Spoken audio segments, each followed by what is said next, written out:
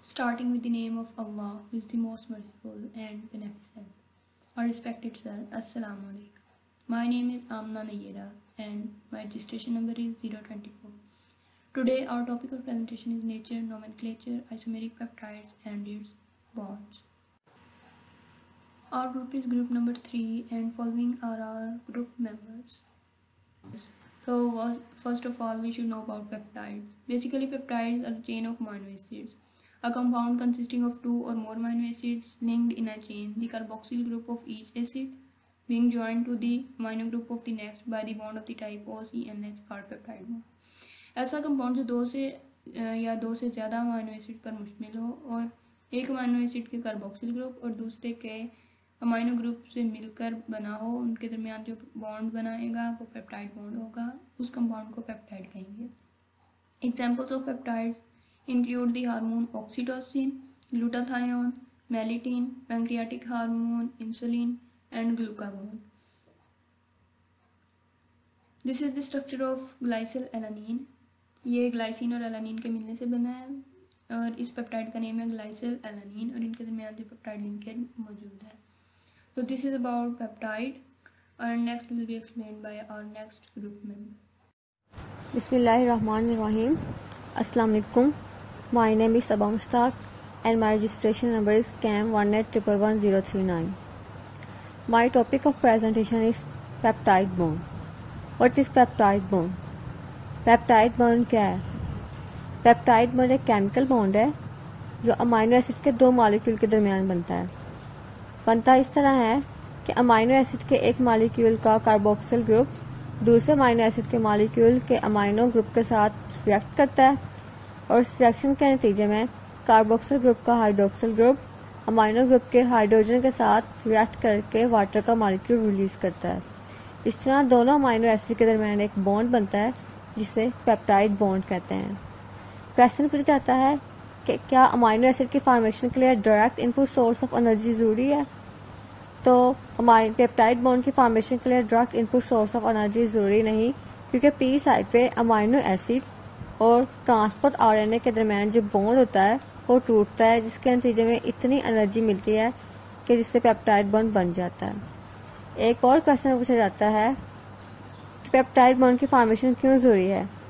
तो peptide bond की formation इसलिए ज़रूरी है कि जो प्रोटीन है वो पॉलीपेप्टाइड चेन की फोल्डिंग से बनती है और जो पॉलीपेप्टाइड चेन है वो अमाइनो एसिड के लिंकेज से बनती है और अमाइनो एसिड के लिंकेज के लिए पेप्टाइड बॉन्ड ज़रूरी है।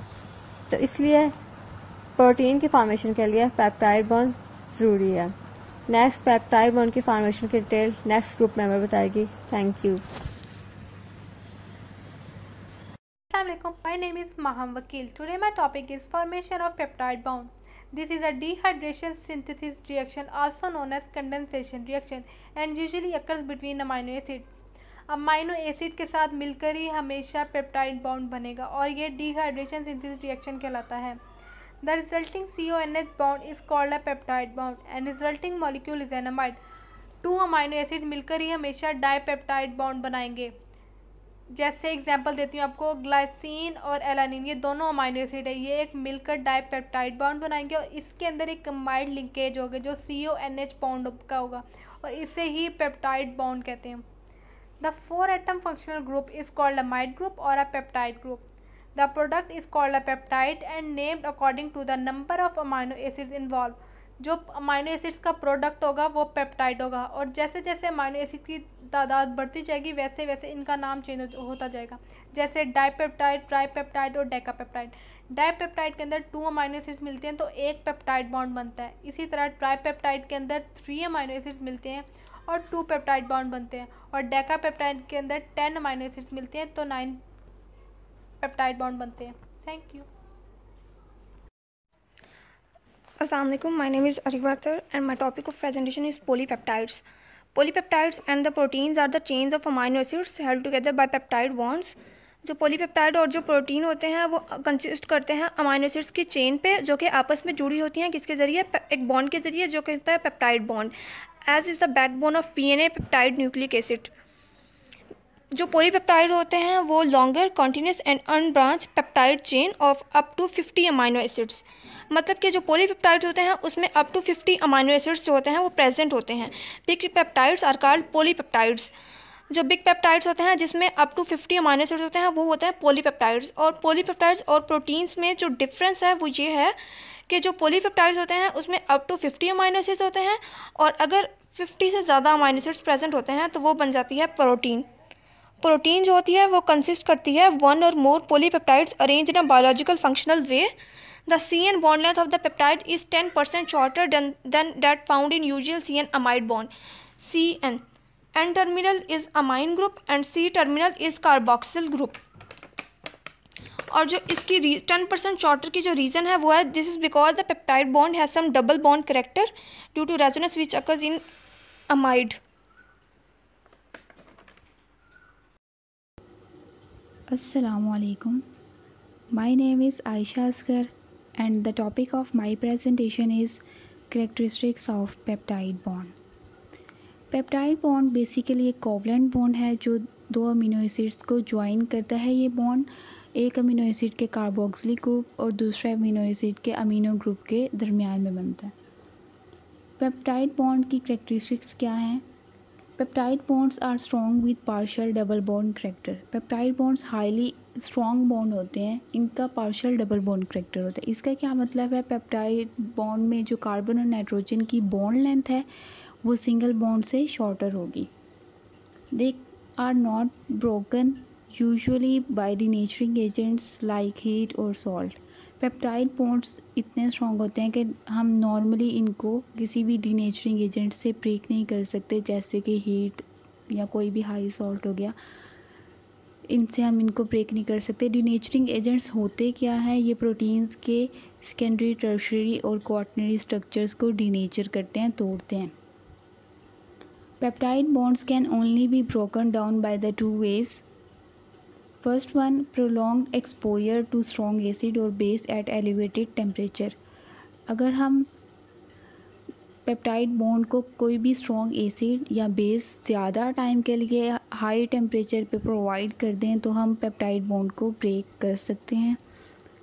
Second one, by the specific enzymes like any digestive enzymes. हम किसी भी डाइजेस्टिव एंजाइम से भी पेप्टाइड बॉन्ड को ब्रेक कर सकते हैं।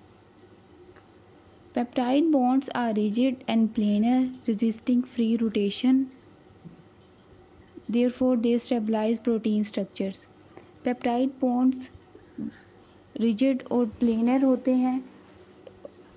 इसका क्या मतलब है कि ये रेजिस्ट कर रहे होते हैं फ्री रोटेशन को। पेप्टाइड बॉन्ड के अराउंड फ्री रोटेशन पॉसिबल नहीं होती। जैसा कि हम जानते हैं proteins highly complicated 3 dimensional structures होते हैं, तो सिर्फ जो रोटेशन है वो पेप्टाइड बॉन्ड के अराउंड नहीं हो सकेगी, लेकिन अदर रीजन्स में रोटेशन पॉसिबल होती है। पेप्टाइड बॉन्ड की इसी नेचर की वजह से ये प्रोटीन्स के हाईली कॉम्प्लिकेटेड स्ट्रक्चर्स को स्टेबलाइज भी करते हैं। Thank you. Bismillahirrahmanirrahim. My name is Shanisa Asghar. My registration number is C8AM1811067 and my topic is characteristics of peptide bonds. Peptide bonds are uncharged but polar. ये uncharged होते हैं लेकिन easily dissolve हो जाते हैं। कुछ पेप्टाइड बॉन्ड नॉन पोलर भी होते हैं, मतलब जो इजीली डिसॉल्व नहीं हो सकते, लेकिन यहाँ हम पोलर की बात कर रहे हैं। Peptide bonds contain polar hydrogen atoms of amino groups with partial positive charge and polar oxygen atoms of carboxylic groups with partial negative charge. Peptide bonds के दो एंड होते हैं, एक कार्बोक्सिलिक ग्रुप एंड होता है और एक अमाइनो ग्रुप एंड होता है। कार्बोक्सिलिक ग्रुप एंड के ऊपर कार्बोक्सिलिक ग्रुप एंड के पास कैपेसिटी होती है कि वो अपने प्रोटॉन को डोनेट कर दे, जिसकी वजह से इसके ऊपर पार्शियल नेगेटिव चार्ज आ जाता है डोनेशन की वजह से। और अमाइनो ग्रुप एंड जो होता है पेप्टाइड बॉन्ड का, उसके ऊपर लॉन पेयर ऑफ इलेक्ट्रॉन होता है, मतलब इसके पास कैपेसिटी होती है कि वो प्रोटॉन को एक्सेप्ट कर लें, जिसकी वजह से उसके ऊपर पार्शियल पॉजिटिव चार्ज आ जाता है। इस पार्शियल पॉजिटिव और पार्शियल नेगेटिव चार्ज की वजह से पेप्टाइड बॉन्ड को ज्विटर आयन भी कहा जाता है। ज्विटर आयन वो आयन होते हैं जिनकी ड्यूअल नेचर होती है, मतलब पार्शियल पॉजिटिव चार्ज और partial negative charge at a time इनके ऊपर बन जाता है। This allows hydrogen bonds to form between peptide bonds in different parts of chain. ये ज्विटर आयंस की वजह से पेप्टाइड बॉन्ड की चेन के डिफरेंट पार्ट्स के अंदर हाइड्रोजन बॉन्ड बन जाते हैं। Bismillahirrahmanirrahim. My name is Rubab Fatma. My roll number is CAM 1811056. The topic of my presentation is nomenclature of peptide bond. इसका nomenclature यूँ है कि हम इसको नाम कैसे देंगे. To name peptide bonds, the names of acyl group ending with -yl are used. इसका मतलब है कि हम जब पेप्टाइड को नेम देंगे, जब 2 अमीनो एसिड्स मिलकर बन जाएंगे, पेप्टाइड बॉन्ड बनाएंगे, डबल, ट्रिपल और पॉलीपेप्टाइड, तो हम उसके INE और इको वायल में रिप्लेस कर देंगे. तो ये चेंजिंग जो होगी सिर्फ C टर्मिनल पे होगी, एंड C टर्मिनल पे नहीं होगी, N टर्मिनल पे होगी. पेप्टाइड बॉन्ड के दो टाइप्स ऑफ टर्मिनल होते हैं, एक N टर्मिनल अमीनो एसिड और C terminal amino acid. N terminal amino acid वो होते हैं जिसमें फ्री NH2 ग्रुप होता है, और C टर्मिनल अमीनो एसिड वो होते हैं जिसमें कार्बोक्सिलिक ग्रुप फ्री होता है. फ्री मीन्स मतलब ये किसी भी NH2 के साथ reaction, COO carboxylic group NH2 group के साथ बॉन्डिंग करके, रिएक्शन करके वो वाटर रिलीज़ करेगा, पेप्टाइड बॉन्ड दोबारा बना देगा. N टर्मिनल की डेफिनेशन है the peptide bond containing free NH2 group at the terminal is called N terminal, while the other peptide bond containing free carboxylic group is called C terminal. Next है the amino acid naming sequence beginning with N terminal amino acid residue. The vowel suffix replaces the ionic acid ending with the amino acid name except for tryptophan, for which vowel is added to the name.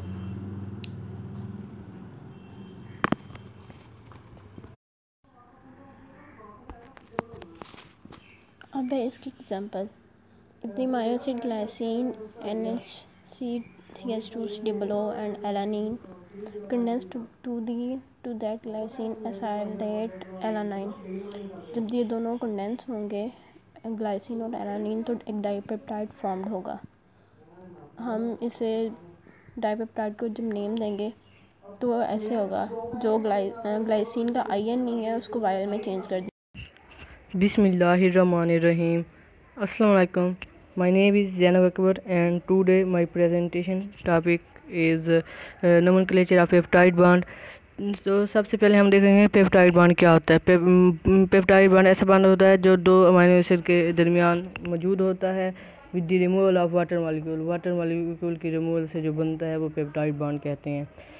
तो फिर हम previous slide में बताया गया है इसकी naming के बारे में, नोमेनक्लेचर. तो इसकी हम देखेंगे मज़ीद कि इसकी नेमिंग कैसे होती है. तो जो हायर पेप्टाइड बॉन्ड होते हैं वो एलानाइल, ल्यूसाइल, ट्रिप्टोफेन. तो ये ट्रिप्टोफेन लास्ट में चेंज नहीं होता, इसमें ट्रिप्टोफेन ही रहता है.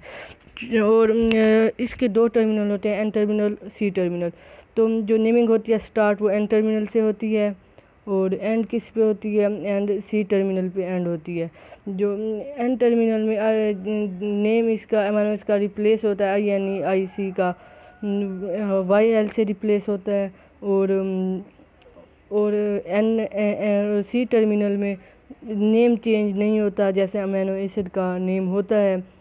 अमीनो एसिड वैसे ही वो वैसा ही रहता है अमीनो एसिड का नेम, जबकि N टर्मिनल में ऐसा नहीं होता. फॉर एग्जांपल ग्लाइसिन, अब N टर्मिनल में इसे ग्लाइसाइल से ये रिप्लेस हो जाएगा, INE रिप्लेस होगा, YL में रिप्लेस हो जाएगा.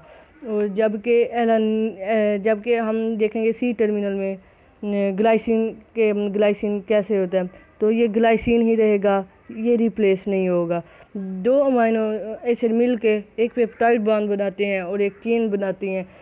अब एक जो अमीनो एसिड मिलते जाएंगे, एक चेन बनती जाएगी. अगर 18 से 20 हैं तो वो ओलिगो होगा, जैसे 100 हैं तो वो पॉलीपेप्टाइड, और ऐसे पेप्टाइड. और इस अगर 2 अमीनो एसिड मिलते हैं उसे डाइपेप्टाइड कहते हैं. अगर तीसरा इनके साथ लिंक होगा तो इसे हम ट्राइपेप्टाइड कहेंगे.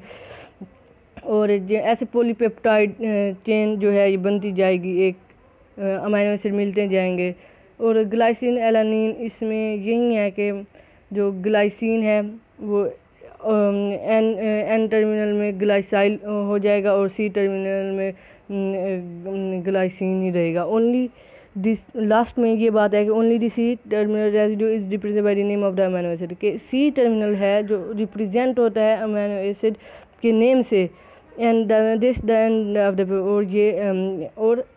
और ये नेम अमीनो एसिड के पेप्टाइड चेन के लास्ट में यही नेम रिटर्न किया जाता है जो सी टर्मिनल में होता है। Thank you. दो अमीनो एसिड्स में एक ही पेप्टाइड बॉन्ड होगा, दो अमीनो एसिड्स में एक ही पेप्टाइड बॉन्ड होगा, मींस डाईपेप्टाइड में दो डाईपेप्टाइड बॉन्ड्स नहीं होते, उसमें दो अमीनो एसिड्स होते हैं। इसी तरह ट्राईपेप्टाइड में तीन अमीनो एसिड्स होते हैं, तीन अमीनो एसिड्स होते हैं, वो तीन अमीनो एसिड्स तो होते हैं लेकिन उसमें पेप्टाइड बॉन्ड्स तीन नहीं होते हैं, उसमें पेप्टाइड बॉन्ड्स दो ही होते हैं। हर अमीनो एसिड का जो सेंट्रल कार्बन है उसने इक्वली 4 बॉन्ड बनाए हुए हैं और ये कार्बन इस तरह से फ्रीली रोटेट कर सकता है। तो इस तरह से जब ज़्यादा अमीनो एसिड्स एक दूसरे से कंबाइन करते हैं तो जो बॉन्ड्स बनते हैं, जो पेप्टाइड बॉन्ड्स बनते हैं, इस तरह जो पेप्टाइड बॉन्ड्स बनते हैं वो फ्लेक्सिबल होते हैं। This allows the chain to rotate and bend leading to the advanced formations. इस तरह से जो चेन्स बनती हैं अमीनो एसिड्स की वो फ्लेक्सिबल होती हैं, वो रोटेट कर सकती हैं, इजीली बेंड कर सकती हैं। पेप्टाइड बॉन्ड्स की फॉर्मेशन क्यों इतनी सिग्निफिकेंट? पेप्टाइड बॉन्ड्स ये जो बॉन्ड्स होते हैं अमीनो एसिड्स के दरमियान, ये पेप्टाइड बॉन्ड्स क्यों इतने सिग्निफिकेंट हैं या इनकी इम्पोर्टेंस क्या है? एक्चुअली जो पेप्टाइड बॉन्ड्स होते हैं ये ऐसे बॉन्ड्स होते हैं जिनके थ्रू अमीनो एसिड्स आपस में लिंक करके long chains of amino acids create कर सकते हैं। इन बॉन्ड्स की वजह से ही ज़्यादा अमीनो एसिड्स आपस में लिंक कर सकते हैं and these long chains of amino acids is called protein. और जब अमीनो एसिड्स की लॉन्ग चेन्स बनती हैं तो उन्हें हम कहते हैं प्रोटीन्स। बॉडी में प्रोटीन्स क्यों इतने इम्पोर्टेंट होते हैं? बॉडी में प्रोटीन्स की बहुत इंपॉर्टेंस होती है। बॉडी में प्रोटीन्स इसलिए इतने इम्पोर्टेंट होते हैं because proteins are used in many roles. They perform many roles. They catalyze important reactions. They recognize molecules in the environment. And also, they provide structural support. So, a peptide bond is the basis of most biological reactions. तो peptide bond बहुत से biological reactions, body के अंदर जो reactions होते हैं, उनमें से mostly जो reactions होते हैं उनमें जो एज अ बेसिक स्टेप काम करता है वो पेप्टाइड बॉन्ड होता है। नेक्स्ट है nature. By convention the structure of peptides is represented beginning with the amino acid whose amino group is free end terminal. Peptides का स्ट्रक्चर हम अमीनो एसिड्स के थ्रू रिप्रेजेंट करते हैं और अमीनो एसिड जो है वो अमीनो ग्रुप्स और कार्बोक्सिल ग्रुप से मिलकर बनता है। जो अमीनो ग्रुप है इसको हम एन टर्मिनल कहते हैं। The other end contain a free carboxyl group and is the C-terminal end. और जो दूसरा ग्रुप है वो फ्री कार्बोक्सिल ग्रुप होता है और उसको हम C-terminal भी कहते हैं। Amino acids are added to the peptide by forming peptide bonds with the C-terminal amino acids. और अमीनो एसिड जो हैं वो C-terminal अमीनो एसिड्स के थ्रू ही पेप्टाइड बॉन्ड बनाते हैं जिससे फिर आगे जो है वो पेप्टाइड्स जुड़ते चले जाते हैं और अमीनो एसिड्स एक दूसरे के साथ अटैच होते जाते हैं और एक पूरा पेप्टाइड बन जाता है। Thank you. My name is Maria Roche. Today my topic is nature of peptide bond. The CN bond in the peptide linkage has partial double bond character that makes it rigid and prevents the adjacent group from rotating freely. The peptide bond is planar and two adjacent alpha carbon lies trans to it. उन्होंने कहा जो CN bond है peptide linkage में वो उसकी partial double bond character होता है. The H of amine nitrogen is also a trans to the O of carbonyl group. Almost all the peptide bond DS in the protein are planar and have a trans configuration. Thank you. Assalamu alaikum. My name is Amna Zahid and my topic of discussion is isomeric peptides. सबसे पहले हम देखते हैं कि peptide क्या होता है। अगर डिफरेंट अमाइनो एसिड्स का एक दूसरे के साथ पेप्टाइड बॉन्ड के साथ लिंकेज पेप्टाइड्स कहलाता है। और अगर number of amino acid less than 10 और 15 हो तो वो ओलिगोपेप्टाइड कहलाता है। हमने सबको पता है कि अमाइनो एसिड एक दूसरे के साथ मिलके प्रोटीन बनाते हैं। अमाइनो एसिड दो तरह के होते हैं, एक एसेंशियल एक non essential. Protein is made up of amino acids. अगर प्रोटीन अनफोल्ड स्टेट में है तो पेप्टाइड ग्रुप को मतलब अलाउ करेगा कि वो आइसोमेरिज्म बना सके। लेकिन अगर इन द अदर केस अगर फोल्डेड स्टेट में मौजूद है हमारे पास प्रोटीन और उसमें मौजूद अमाइनो एसिड्स, तो वो एक ही आइसोमर अलाउ करेगा, ज़्यादा नंबर ऑफ आइसोमर्स हमारे नहीं बन सकेंगे और ना ही ज़्यादा आइसोमेरिक पेप्टाइड्स बन सकेंगे। ठीक है, आइसोमेरिक पेप्टाइड क्या होते हैं? Peptide that contain same amino acid but present in different order और different molecules with different properties. मतलब उनमें नंबर ऑफ अमाइनो एसिड तो सेम होते हैं लेकिन उनमें मॉलिक्यूल्स का अरेंजमेंट डिफरेंट होती है। अगर एक मॉलिक्यूल किसी में अटैच हुआ है दूसरे स्ट्रक्चर में वो ट्रांस में अटैच होता है। यहाँ पे हमारे पास एग्जांपल दी गई है एलाइन और ग्लाइसाइन के दरमियान। और अगर जितने हमारे पास number of isomeric peptide increase होते जाएंगे, लेंथ ऑफ चेन मतलब इंक्रीज़ होगी, तो हमारे पास वो आइसोमेरिक पेप्टाइड्स के नंबर इंक्रीज़ होंगे। जितनी छोटी हमारे पास पेप्टाइड चेन होगी उतने कम उसके चांसेस होंगे वो आइसोमेरिक पेप्टाइड बना सके। जितनी लॉन्ग चेन होगी, जितनी ज़्यादा मॉलिक्यूल होंगे, उतने चांसेस होंगे कि कोई हमारे पास रेट्रोलिसिस में आ जाए, कोई ट्रांस में आ जाए और इस तरह आइसोमेरिक पेप्टाइड्स के ये मतलब इंक्रीज़ हो जाए। My name is Maria Arshad and my topic of presentation is peptides in molecular biology. Peptides have recently received importance in molecular biology for several reasons. The first is that peptides allow the creation of peptide antibodies in animal without the need to purify the protein of interest. This involves the synthesizing antigen peptides of sections of protein of interest. This will then used to make antibodies in a rabbit or a mouse against the protein. Another reason is that peptides have become instrumental in mass spectroscopy, allowing the identification of protein of interest based on peptide masses and sequence.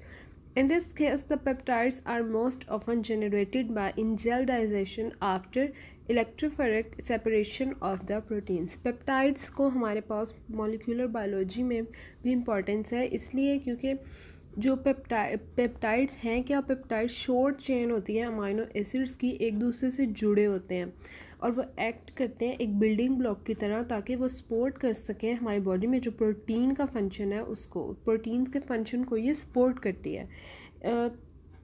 इसके अलावा वहाँ पर peptide antibodies क्या होती हैं? Antibodies एक ऐसा substance हमारी बॉडी में होता है जो जब हमारी बॉडी में कोई बाहर से कोई चीज़ आती है, कोई प्रेजेंट होता है फॉरेन सब्सटेंस कोई प्रेजेंट हो बॉडी के अंदर, तो एंटीबॉडी हेल्प करती है उसको किल करने में। तो सबसे पहले पेप्टाइड्स हमारे पास पेप्टाइड एंटीबॉडीज़ बनाते हैं एनिमल्स में without need the two purify the protein of interest. तो इसके अलावा क्या होता है कि जो पेप्टाइड के ऊपर हमारे पास पॉजिटिव चार्ज होता है और जो बैक्टीरिया होता है हमारे पास, जो बैक्टीरियल मेम्ब्रेन होती है उसके ऊपर नेगेटिव चार्ज होता है। जो पॉजिटिवली चार्ज होते हैं हेलिक्स या मतलब कोई भी पेप्टाइड जो पॉजिटिवली चार्ज होता है, वो जब नेगेटिवली चार्ज बैक्टीरिया की मेम्ब्रेन के ऊपर एक्ट करती है तो वो उसको ब्रस्ट कर देती है और बैक्टीरिया सेकंड्स में हमारे पास किल हो जाते हैं। इसके अलावा स्पेक्ट्रोस्कोपी के लिए में भी हम पेप्टाइड्स को यूज़ करते हैं। वो इस तरह कि जो स्पेक्ट्रोस्कोपी होते हैं प्रोटीन और पेप्टाइड के लिए हम यूज़ करते हैं ताकि हम डिटरमाइन कर सकें कि अमाइनो एसिड्स का जो सीक्वेंस है हमारे पास पेप्टाइड के अंदर वो क्या है। अमाइनो एसिड के सीक्वेंस को डिटरमाइन करने के लिए हम इसको यूज़ करते हैं इसको मैस स्पेक्ट्रोस्कोपी को पेप्टाइड्स के लिए। और इसको हम इसलिए भी यूज़ करते हैं ताकि हम डिटरमाइन कर सकें कि हमारे पास एब्सोल्यूट और रिलेटिव क्वांटिटी प्रोटीन्स की क्या है। और इसके अलावा हमारे पास जो पेप्टाइड्स होते हैं वो हमारे हमारे बॉडी में बहुत इंपॉर्टेंट है, स्किन के लिए इंपॉर्टेंट है। स्किन में हमारे पास कोलेजन होता है जो हमारी स्किन को स्मूथ बनाता है, ग्लोइंग करता है। फिर जैसे जैसे हम एजिंग की तरफ जाते हैं हम स्किन को सिग्नलिंग दे सकते हैं कि बॉडी में मोर कोलेजन, स्किन में मोर कोलेजन प्रोड्यूस करे। तो इसके पेप्टाइड्स हमारे जो बॉडी बिल्डर्स होते हैं वो भी पेप्टाइड्स यूज़ करते हैं ताकि वो अपनी बॉडी को स्ट्रॉन्ग कर सकें। पेप्टाइड्स हमें सप्लीमेंट से भी मिल सकते हैं, सप्लीमेंट से हम लोग पेप्टाइड लेते हैं।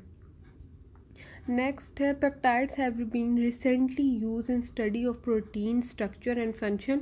वही बात है कि पेप्टाइड जो है हमारे पास हम यूज़ करते हैं कि हम स्टडी कर सकें प्रोटीन का स्ट्रक्चर क्या है और उसका फंक्शन क्या है। For example synthetic peptide can be use at probes to see where protein peptides interaction occur. Example ये है कि जो हमारे पास सिंथेटिक पेप्टाइड्स होते हैं, मतलब हम पेप्टाइड्स को सिंथेसिस कर सकते हैं खुद और उसको हम यूज़ कर सकते हैं कि वो जाकर बॉडी में या कहीं भी जाकर खोज लगाना, मतलब वो खोज लगाएं कि प्रोटीन और पेप्टाइड का इंट्रैक्शन कहाँ पे हो रहा है। और इनहिबिटरी पेप्टाइड्स भी होते हैं। इनहिबिटरी पेप्टाइड्स यूज़ करते हैं हम क्लिनिकल रिसर्च में to examine the effect of peptides on inhibition of cancer, protein and other diseases. हमारे पास जो पेप्टाइड्स होते हैं वो हम लोग इसलिए भी यूज़ करते हैं कि ये बॉडी में जाके जो हमारे पास कैंसर स्टेम सेल्स होते हैं ना, उसका पता लगा कि हमारे पास कैंसर स्टेम सेल्स कहाँ पे हैं। Thank you.